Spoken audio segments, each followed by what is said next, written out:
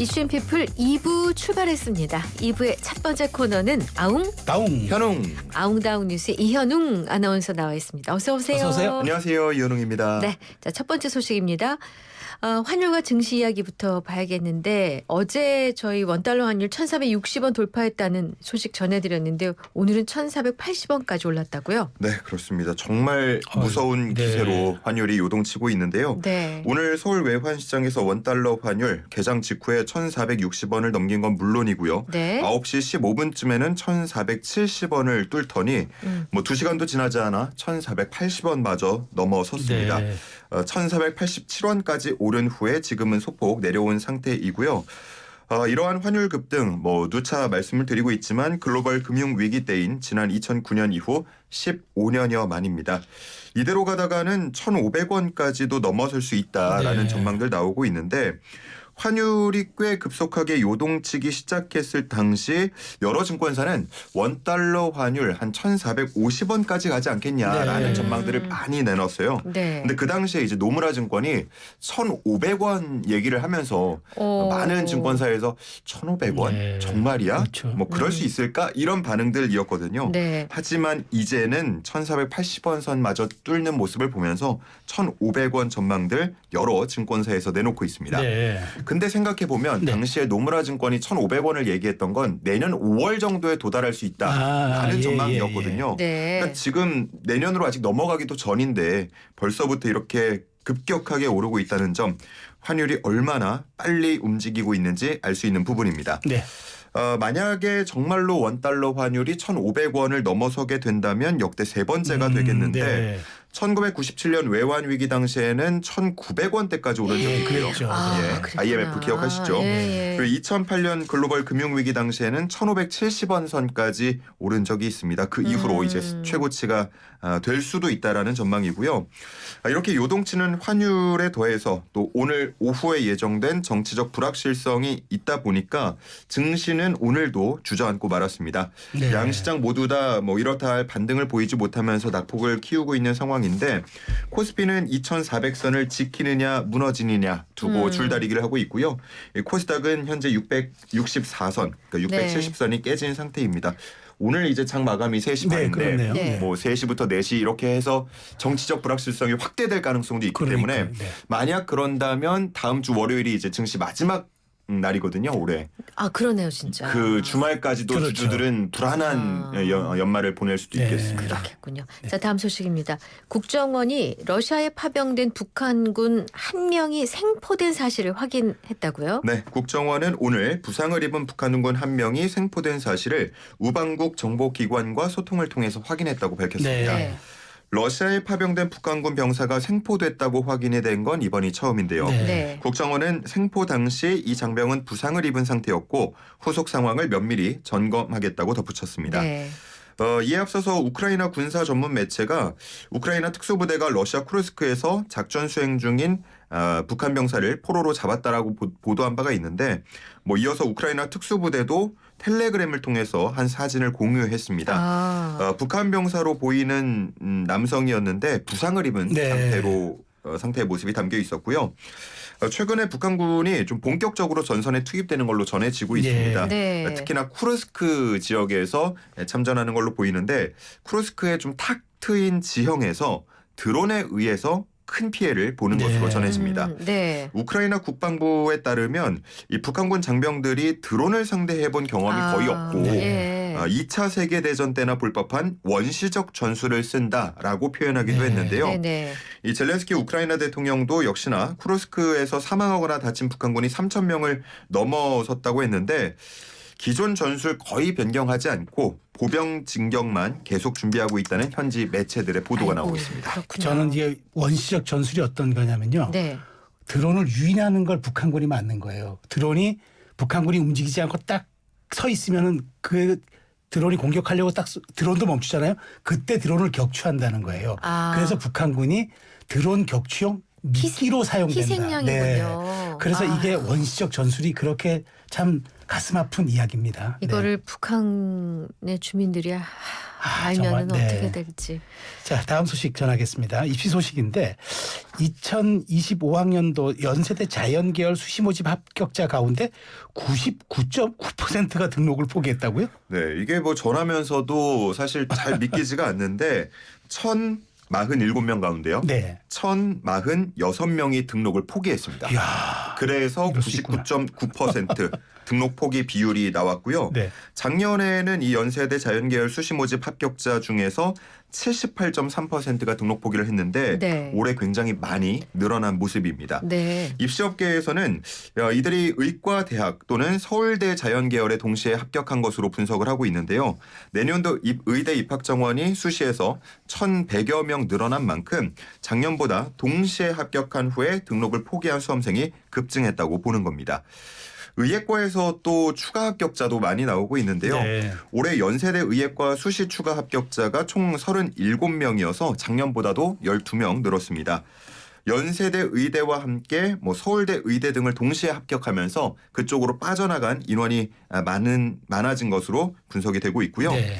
2025학년도 대입 수시 전형 이제 오늘로 마무리가 됩니다. 추가 합격 연락을 받았다면 오후 10시까지 해당 대학의 등록 여부를 밝혀야 하는 상황인데 네. 최종적으로 수시 합격자가 등록을 하지 않아서 다 못 채운 인원은 정시로 이월하게 됩니다. 네. 그러니까 오늘 지나면 이제 정시로 이월되는 인원들이 추려질 전망이고 네. 의대 정시 2월 인원 규모 역시도 오늘 이후로 이제 확정이 됩니다. 의료계에서는 계속해서 의대 증원 감축을 위해서 수시에서 다 모집하지 못하면 정시로 이월하지 네. 말아라. 조금이라도 줄이기 위해서 그렇게 주장을 하고 있지만 만약 오늘 이후에 2월이 확정된다면 2025학년도에 한해서는 의료계의 주장이 반영되기는 어려워질 전망입니다. 그럼 이 말은 아까 자연계열 수시 모집 합격자가 등록을 포기했으니까 네. 새로운 그러니까 정시에서 이만큼이 보충된다는 얘기잖아요. 그렇죠? 그렇죠. 예. 자연계열. 만약에 추가 합격자들이 더 등록하지 않는다면요. 그렇군요. 자, 그런가 하면 어제 오후 5시에 세상에 저희가 TV 프로그램, 넷플릭스 프로그램 얘기를 하게 됐네요. 오징어 게임 시즌2가 공개됐습니다. 저 아직 못 봤어요. 반응 어떤가요? 네, 저도 아직 보지 못했습니다. 예. 그래서 제 감상평은 하나도 섞을 수 없고 네. 기사를 통해서 나온 반응들 그리고 보도들 추려봤습니다. 한마디로 요약을 하면 온탕과 냉탕을 오간다. 그러니까 호평도 있고 비평 좀 좋지 않은 그런 얘기도 있다라고 볼 수가 있겠는데 네. 영국 BBC의 경우에는 평점 5점 만점에 4점을 줬습니다. 네. 그러면서 시즌 1만큼 큰 성공을 거둘 거라는데 의심의 여지가 없다라고 그래요? 호평했습니다. 네.